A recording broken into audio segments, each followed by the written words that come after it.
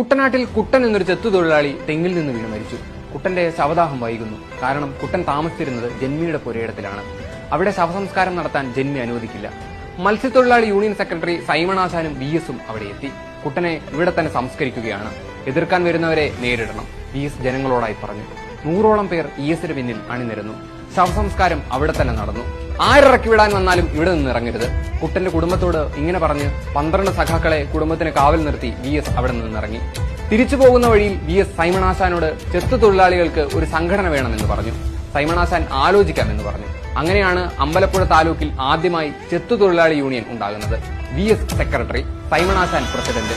2001 വരെ VS അമ്പലപ്പുഴ താലൂക്ക് ചെത്തുതൊഴിലാളി യൂണിയന്റെ അധ്യക്ഷനായിരുന്നു. VS ജനങ്ങളുടെ കണ്ണും കരളുമായി മാറുന്നത് ഇങ്ങനെയാണ്. ജനങ്ങളുടെ പ്രശ്നങ്ങളാണ് VSനെ ഏറ്റവും കൂടുതൽ അലട്ടുന്നത്. അവർക്ക് വേണ്ടി ജീവിക്കുന്നതാണ് VSന്റെ ജീവിതം. സഖാവേ എന്ന വിളി കേട്ടാൽ എന്റെ വയറും മനസ്സും കുറയും. VS ഒരിക്കൽ പറഞ്ഞത് ഇങ്ങനെയാണ്.